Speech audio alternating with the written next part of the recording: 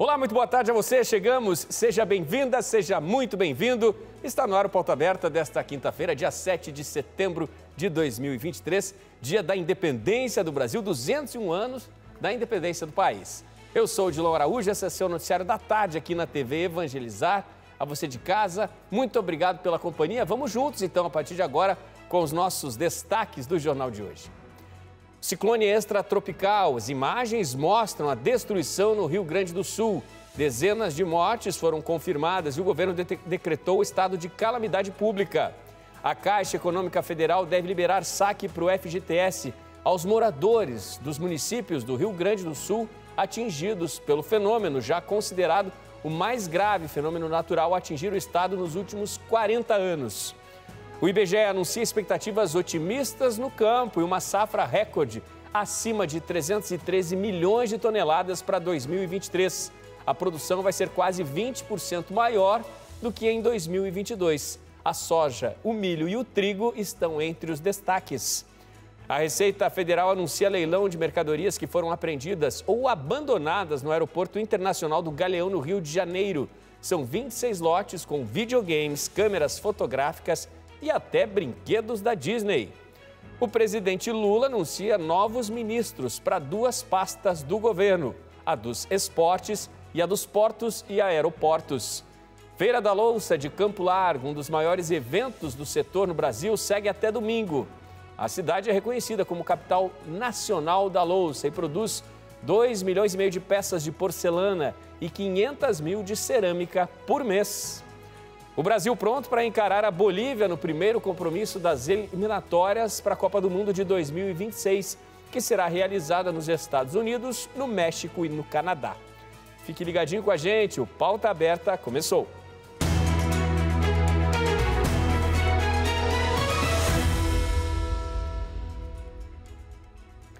O ciclone extratropical que devastou parte do Rio Grande do Sul esta semana continua a deixar mortos e a ampliar a destruição. O número de vítimas segue subindo, já são pelo menos 39 mortes confirmadas no estado.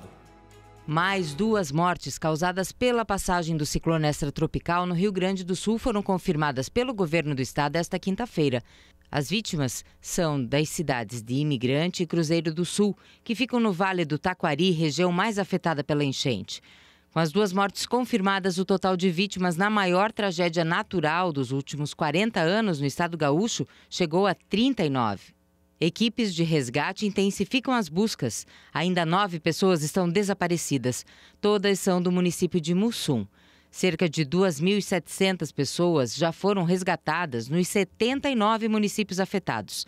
Entre desabrigados e desalojados, há mais de 6 mil pessoas fora de casa por causa do temporal no Rio Grande do Sul.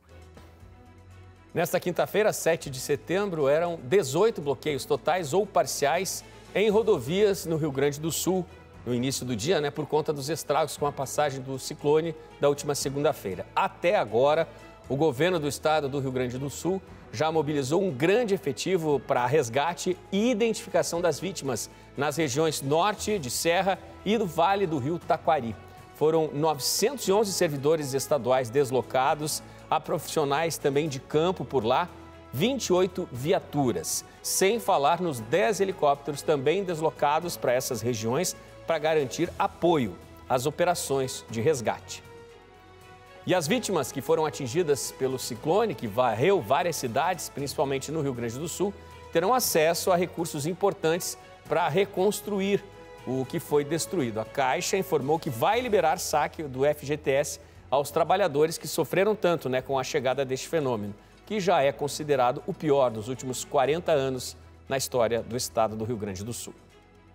O cidadão morador de alguma das cidades atingidas no Rio Grande do Sul, com saldo na conta do FGTS e que não realizou a retirada do dinheiro pelo mesmo motivo nos últimos 12 meses, poderá contar com essa ajuda em recursos financeiros que neste momento torna-se tão importante. O valor máximo para o saque em cada conta será de R$ 6.220. O governador do estado, Eduardo Leite, já decretou o estado de calamidade pública no Rio Grande do Sul. Foram pelo menos 76 municípios de alguma forma atingidos.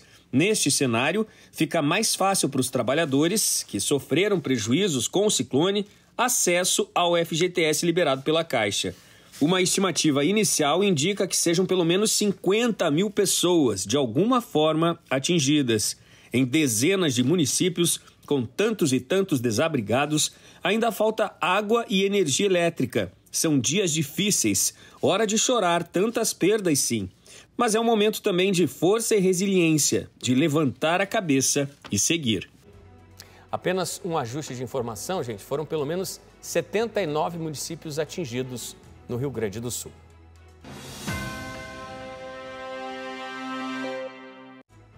A safra brasileira 2022-2023, que está para ser concluída agora nestes últimos meses do ano, está muito perto de tornar-se a maior safra colhida na história do país. A estimativa da Conab, divulgada agora em setembro, é de que o Brasil chegue a uma produção recorde de 322,75 milhões de toneladas. É um crescimento que, se confirmado, será de 18,4% em comparação ao total colhido na safra passada, 50 toneladas a mais. Numa comparação feita com a previsão divulgada pela Conab em agosto, a nova estimativa mostra também mais otimismo e ficou 0,8% maior. Após análises da Conab, que atualizam as estimativas de produção nas lavouras mês a mês, os resultados aos quais o país pode chegar na safra atual são consequência de uma área maior de plantio, 5,3% acima da área plantada anteriormente, e também de um aumento na produtividade, de 12,44%. A cultura da soja, como ocorre a cada safra, está entre os principais destaques e mostrou recuperação expressiva em Mato Grosso do Sul, no Paraná e em Santa Catarina. A estimativa para esta safra de soja é de mais um recorde e uma produção que chegue a 154,62 milhões de toneladas, 23,2% a mais que na safra passada. A produção de milho também deverá chegar a uma nova marca histórica e, somando as 3 safras no período de 12 meses, deverá chegar a 131,87 milhões de toneladas, um crescimento aí de 16,6%. A produção de arroz no país, que teve registrada redução na área de plantio, apesar do aumento na produtividade, não superará a marca da safra anterior e deverá chegar a 10 milhões de toneladas. A produção do feijão brasileiro passará de 3 milhões de toneladas, 1,7% a mais que na safra 2021-2022. A produção de algodão é outra que está em crescimento. O produto em pluma deverá registrar aumento de 23,3% se comparado à safra anterior, 3.150.000 toneladas. Outro grande destaque da atual safra brasileira de grãos é o trigo, que teve registrado crescimento de 11,8% na área de plantio. A estimativa de produção já aponta 10.820.000 toneladas, 2,5% a mais que na safra passada. A Receita Federal anunciou esta semana um novo leilão de itens apreendidos, desta vez de mercadorias confiscadas ou abandonadas no aeroporto do Galeão, no Rio de Janeiro. E atenção, para alguns lotes o lance mínimo é de R$ 400. Parece estranho, mas o leilão da Receita Federal está oferecendo PlayStation 4 e caixas de papelão. É isso mesmo. Dentro dos mesmos lotes dos videogames, há também objetos menos vantajosos e que o ganhador é obrigado a levar de brinde. No lote número 3, por exemplo, é possível arrematar o PlayStation 4, mas o ganhador precisa desembolsar pelo menos R$10.000 como lance inicial e leva junto 6.000 caixinhas de papelão, 2.400 kits de talheres descartáveis e 5.000 copos de plástico. O lote 4 oferece câmera fotográfica, além de tintas e equipamentos para tatuagem, com lance mínimo de R$10.000. Já o lote 9, com lance mínimo de R$8.000, tem um par de chinelos, 4.500 kits de talheres de plástico e 17 quilos de sacolas plásticas. Boa oportunidade para empresários que têm como revender os produtos. Essa é uma estratégia da Receita Federal para descartar produtos que não foram comprados em leilões.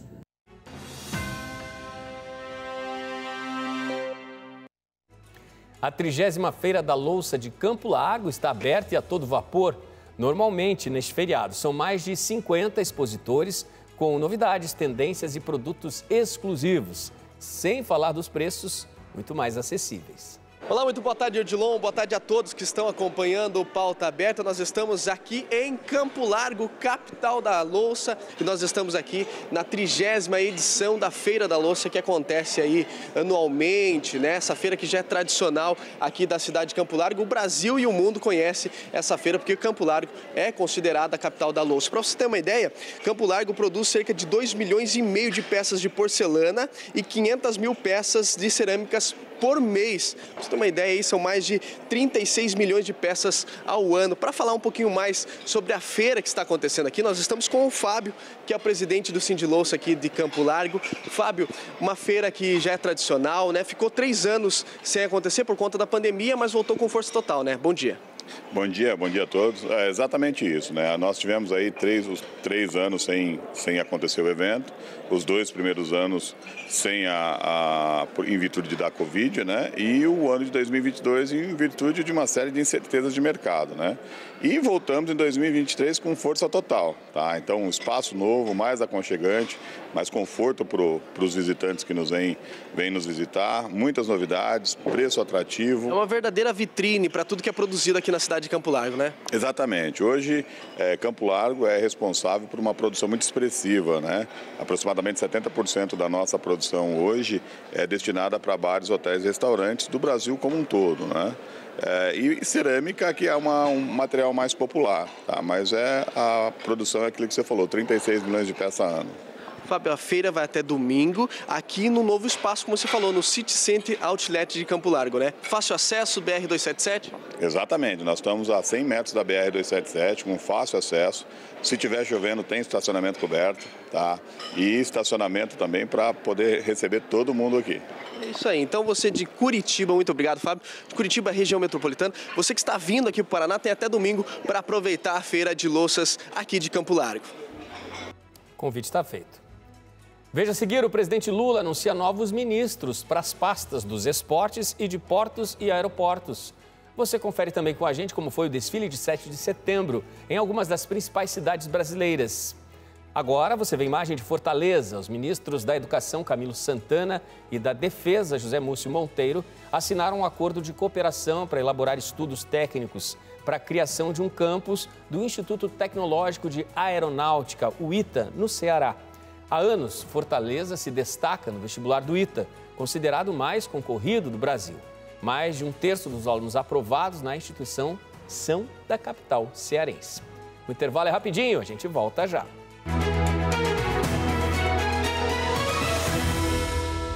Não perca mais nenhum vídeo da TV Evangelizar. Inscreva-se agora!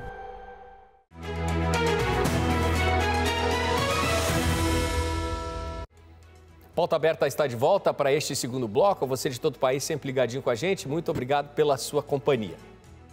Depois de 2 anos de interrupções nos desfiles tradicionais do 7 de setembro, os brasileiros acompanharam as comemorações referentes à independência do Brasil.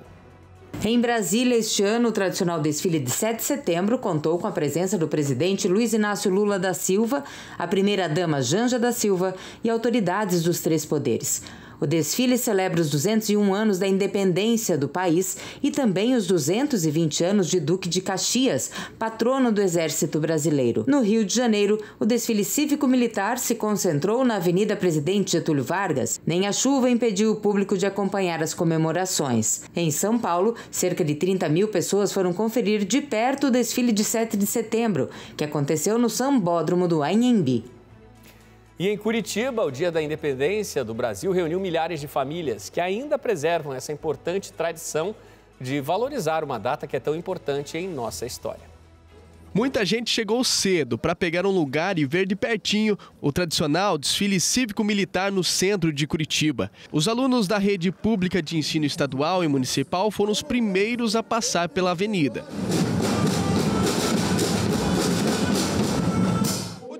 Foi promovido pela 5ª Divisão de Exército Brasileiro e pelo governo do estado do Paraná e contou com 4 mil participantes, entre civis e militares.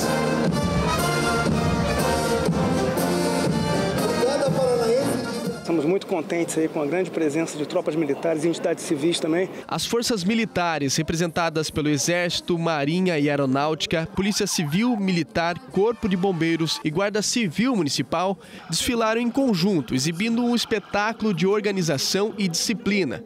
Os militares apresentaram equipamentos de última geração, veículos blindados, demonstrando a capacidade operacional das Forças Armadas brasileiras. É um desfile com muitas viaturas, muitos grupamentos diferentes, crianças também. O momento ele é simbólico e emblemático, né? Essa data sempre foi muito bem, a adesão no estado do Paraná sempre foi muito grande e para nós é motivo de orgulho, né? Até por ser militar, de participar de um evento tão bonito como esse. As aeronaves da Polícia Civil e Militar sobrevoaram a avenida, trazendo uma verdadeira atração para o público presente.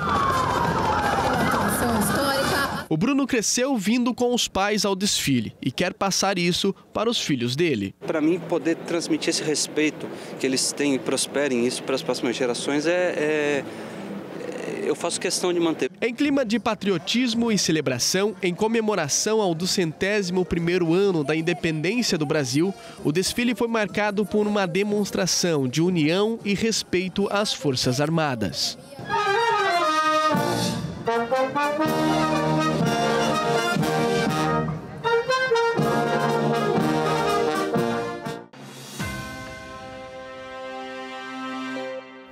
Em Brasília, mudanças nos ministérios de Lula. O Palácio do Planalto confirmou os deputados André Fufuca e Silvio Costa Filho como novos ministros do governo federal. É a quarta troca na liderança de ministérios em menos de um ano. O presidente Lula formalizou o convite ao deputado federal André Fufuca, do Partido Progressista, para assumir o Ministério do Esporte, no lugar de Ana Moser.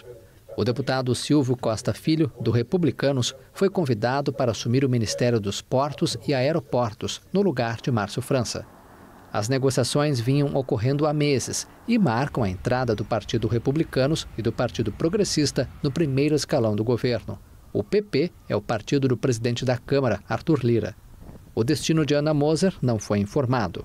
Márcio França, do PSB, assumirá uma nova pasta a ser criada, batizada de Ministério das Micro e Pequenas Empresas. As novas mudanças representam a quarta troca ministerial promovida por Lula em seu atual mandato, em menos de um ano.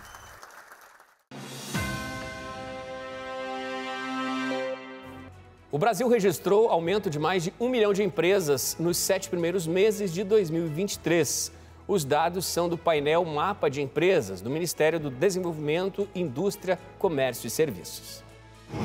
Aberta em julho, em um shopping da região central de Brasília, essa academia é a 20ª de uma rede que nasceu em Salvador, na Bahia.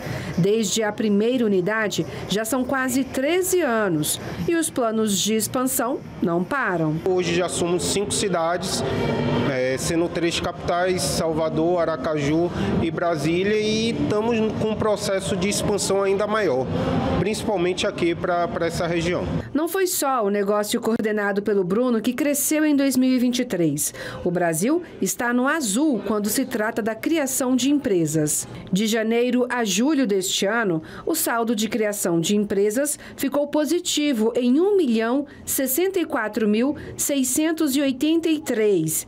Mesmo quando se tira da conta a criação de microempreendedores individuais, os MEIs, o saldo continua positivo em 251.988 novas empresas.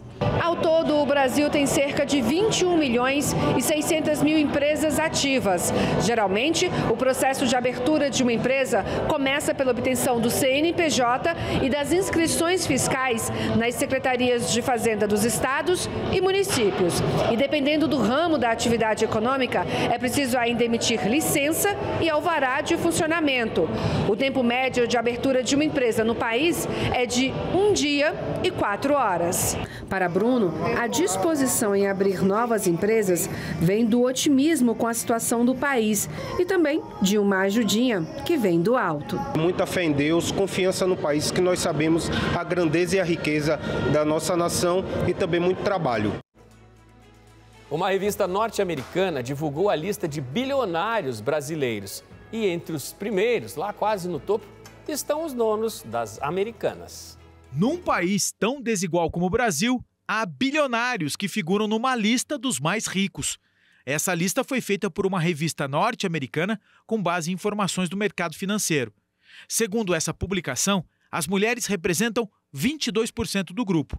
E na primeira colocação entre as brasileiras, aparece a viúva do fundador do Banco Safra no Brasil. O patrimônio foi somado com o restante da família, o que resultou em uma fortuna de 87 bilhões de reais. Um dos criadores do Facebook, o brasileiro Eduardo Saverin, aparece em segundo, com uma fortuna de 83 bilhões de reais. E aí a surpresa. Em terceiro e quarto lugares, aparecem os empresários e sócios majoritários das Americanas, a gigante do varejo que está fechando lojas, demitindo funcionários depois daquele escândalo do rombo nas contas. Jorge Paulo Lemann conta com um patrimônio de 75 bilhões de reais e Marcel Telles acumula 51 bilhões de reais em fortuna. A corrida ao espaço. O Japão lançou o módulo Moon Sniper com sucesso na manhã desta quinta-feira. Ele tem esse nome devido à precisão na aterrissagem. 20, 19, 18, 17. Lançamento com sucesso de uma missão espacial do Japão rumo à Lua. Um foguete H-2A decolou pela manhã local da região de Tanegashima, no sul do país, com o módulo Moon Sniper, que deve chegar ao satélite da Terra daqui a 4 a 6 meses. O ônibus espacial também transporta um satélite de investigação desenvolvido em parceria com a NASA e com a Agência Espacial Europeia. O robô de exploração lunar, chamado oficialmente de SLIM, foi desenvolvido para aterrissar a 100 metros do objetivo fixado, em vez da atual margem de vários quilômetros, o que gerou o apelido de Moon Sniper, o franco-atirador lunar em inglês. O Japão acumula 2 missões falhas até a Lua. O foguete também leva ao espaço a missão de espectroscopia e imagens de raio-x, um satélite de alta resolução que vai observar o vento de plasma de gás quente que sopra pelo universo, o que vai ajudar a estudar os fluxos de massa e energia, além da composição e evolução dos corpos celestes.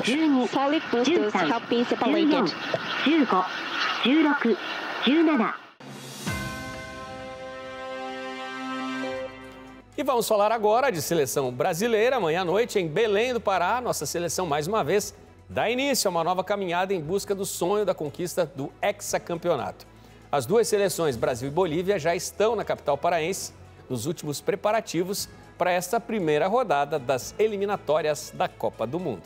A seleção brasileira começa amanhã a caminhada em busca do Hexa, na Copa de 2026, que será disputada nos Estados Unidos, México e Canadá. A equipe canarinho entra em campo amanhã, às 9h45 da noite, pela primeira rodada das eliminatórias da Copa de 2026 contra a Bolívia. O primeiro jogo da seleção brasileira, sob o comando do técnico Fernando Diniz, e que conta com alguns remanescentes da última Copa no Catar, como Neymar, Alisson, Ederson e Gabriel Jesus, será no mítico estádio do Mangueirão.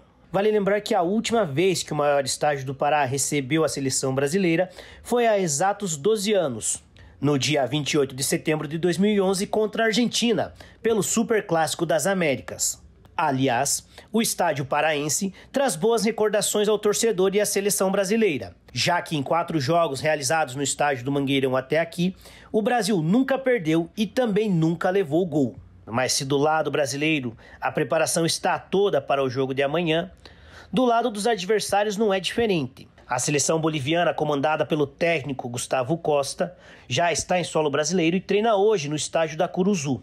Para os 2 primeiros jogos das eliminatórias para a Copa de 2026, a Bolívia chamou 48 jogadores, 5 goleiros, 18 zagueiros, 12 meio-campistas e 13 atacantes. Vale ressaltar que o principal destaque da equipe boliviana é o atacante Marcelo Moreno, com passagens por clubes brasileiros como Vitória, Cruzeiro, Grêmio e Flamengo. Brasil e Bolívia, jogaço amanhã à noite em Belém do Pará. E foram revelados os 30 indicados que vão disputar o tradicional prêmio Ballon d'Or, a bola de ouro que indica o melhor jogador do mundo da última temporada. Vinícius Júnior é o único brasileiro da lista e está na disputa do prêmio ao lado de alguns outros craques, como Lionel Messi, Kylian Mbappé e Haaland. A lista dos 30 indicados à Bola de Ouro de 2023 foi revelada nesta quarta-feira.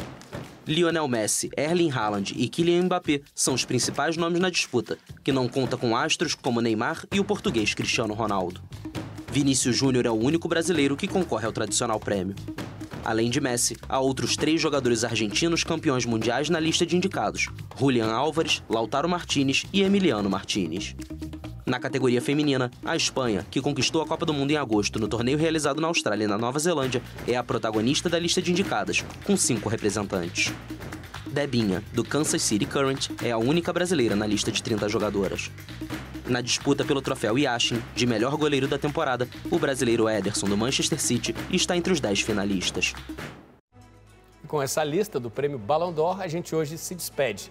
Pauta Aberta está terminando. Ótimo fim de tarde para você. Temos novo encontro marcado para amanhã. Até lá.